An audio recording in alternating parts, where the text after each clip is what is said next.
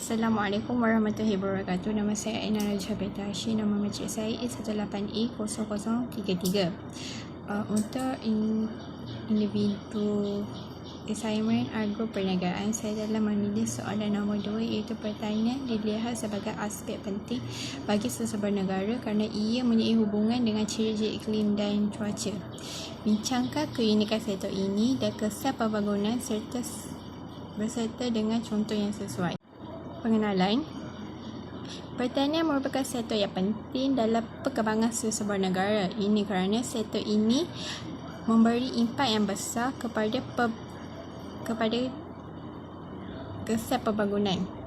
Keunikan dapat dilihat melalui iklim dan cuaca sesebuah negara. Cuaca juga mempengaruhi jenis tanaman yang ditanam, kadar cara dan hasil tuai. Sebenarnya, kesan pertama ialah dari segi ekonomi. Terdapat banyak negara yang kini menggunakan pelbagai jenis pertanian mereka untuk bersaing dengan negara lain. Kebanyakan negara ingin menjadi penolong utama. Malaysia telah mengambil beberapa langkah dengan menyertai penjajah atau perikatan yang melibatkan negara Asian Pasifik, iaitu negara Asia dengan Korea, Jepun dan China, dan penjajah ASEAN. Sebagai contoh ialah penentuan harga getah semasa. Harga getah dunia sekarang ni di bawah paras rendah dan menyebabkan pengeluaran negara utama getah asli terjejas. MPIC telah menjelaskan bahawa kejatuhan harga getah disebabkan penawaran yang berlebihan berbanding dengan permintaan getah asli dalam pasaran.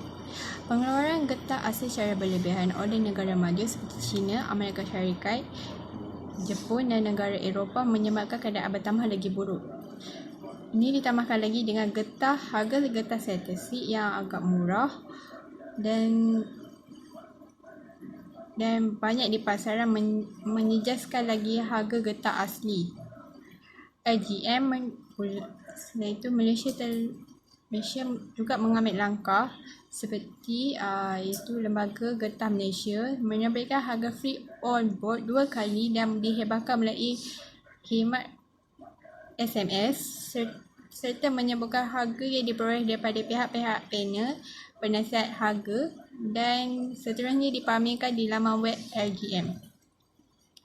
Setelah itu, langkah yang Malaysia ambil juga dengan menggunakan getah beku dalam pembinaan jalan raya yang mampu mengembalikan harga komoditi yang semakin merudum. Penggunaan getah bagi pembinaan jalan raya merupakan jalan yang terbaik, terutama kepada penoka yang terbabit dengan pemenaman getah di rancangan Felda di seluruh negara.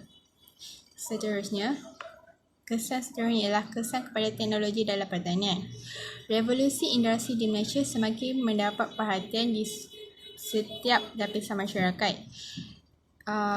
Selain itu, teknologi dapat membantu dalam setiap proses dalam penghasilan tanaman yang berkualiti dengan kuantiti dan kualiti yang maksimum.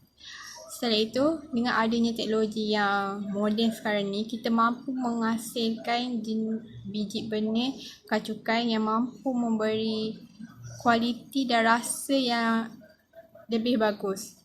Selain itu, dengan adanya teknologi, para pengusaha dan para petani dapat mengurangkan kos input dan operasi dalam proses pengeluaran. Sebagai contoh, penggunaan teknologi di kawasan padi sawah yang berskala besar dan mampu menarik minat golongan orang muda untuk turut serta.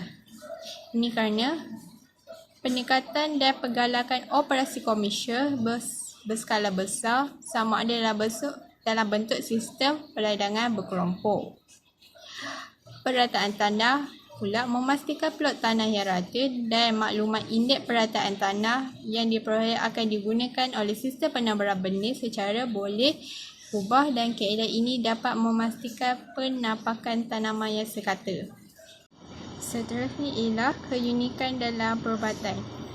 Malaysia mampu mengekalkan penghasilan produk yang berasaskan kesihatan yang mampu memberi manfaat pada setiap lapisan masyarakat. Antara produk yang kita boleh hasilkan ialah seperti pil, air minuman, produk kesihatan dan produk kecantikan yang berasaskan tanaman herba. Seterusnya, terdapat beberapa rempah ratus yang mampu membantu meningkatkan daya tahan badan. Bijiri, kekacang dan rempah ratus dari negara timur yang menggunakan ejen yang merawat serta memulihkan tenaga dan memulihkan sistem dalam badan. Selain itu, cinta manis, habatus sauda juga mempunyai khasiat yang tinggi dan sangat bagus untuk meningkatkan daya ketahanan badan sekaligus menghalang virus daripada mengganggu sistem tubuh badan. Sebagai contoh, misai kucing merupakan jenis pokok perhiasan yang senang dijumpai di tanaman tempatan. Misai kucing juga mampu merawat penyakit seperti batu karang, gout, darah tinggi dan hepatitis. Misai kucing dapat mengurangkan kepekatan glukosa dalam darah kerana tindakannya yang menggalakkan rembesan insulin oleh kelenjar pankreas. Misai kucing juga mampu menurunkan kadar kolesterol sekaligus mengurangkan risiko kardiovaskular. Seterusnya, keunikan dalam penghasilan makanan. Malaysia ni mempunyai pelbagai jenis tanaman yang boleh dihasilkan menjadi produk makanan. Selain itu, pemilihan bahan untuk dijadikan bahan utama sangat penting bagi menarik minat pembeli untuk membeli produk yang dikeluarkan. Pengusaha boleh mengeluarkan produk yang mampu bersaing dengan negara luar serta menambah ciri-ciri unik yang melambangkan negara Malaysia. Sebagai contoh, penghasilan produk yang berasaskan pokok koko. Ini kerana pokok koko tumbuh di kawasan tropika yang panas dan hujan dari lingkungan 20 darjah latitude daripada khatulistiwa. Hasil tuaian pokok koko tidak terhad pada satu tempoh saja dan penuaiannya biasanya berlaku selama beberapa bulan.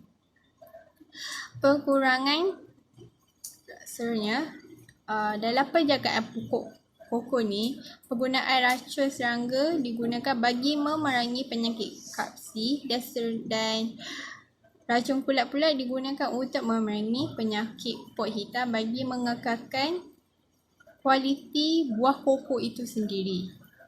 Seterusnya, koko ni mampu mengurangkan tekanan rendah mengikut analisis penyelidikan. Koko juga kaya dengan flavonoid yang dikaitkan dengan faedah kardiovaskular. Penambahan susu ke dalam koko mampu mengurangkan kandungan koko secara keseluruhan sambil menekan tahap lemak tepung. Akhir sekali, kesimpulannya, Malaysia boleh mengambil langkah-langkah yang proaktif seperti memberi bantuan keuangan bagi meningkatkan pendapatan sektor pertanian dan memberi kemudahan kredit kepada para pengusaha dan para petani. Ini kerana sebilangan besar pengusaha dan para petani tidak mempunyai modal yang besar dan menyebabkan mereka tidak mampu membeli jentera canggih, biji benih yang berkualiti serta meluaskan tanah.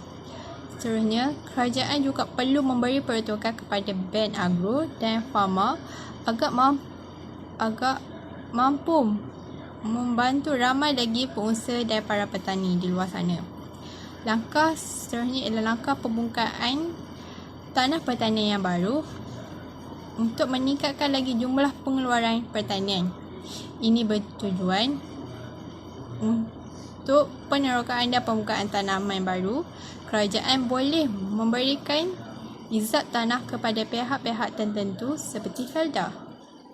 Seterusnya, dengan pembukaan tanah baru dapat meningkatkan lagi kualiti hasil pertanian yang baru dan dapat meningkatkan kuantiti hasil dan seterusnya meningkatkan lagi pendapatan negara. Langkah yang terakhir ialah penglibatan agensi-agensi kerajaan berperanan penting dalam membantu meningkatkan hasil pertanian. Ini kerana kebanyakan pengusaha dan para petani tidak mempunyai pengetahuan yang luas terhadap pertanian moden. Seterusnya, agensi seperti LPN, RISDA dan LPP boleh memberi khidmat khusus dan latihan pemantauan sistem pemasaran hasil pertanian, promosi hasil dan sebagainya kepada para pengusaha dan pertanian. Sekian, terima kasih.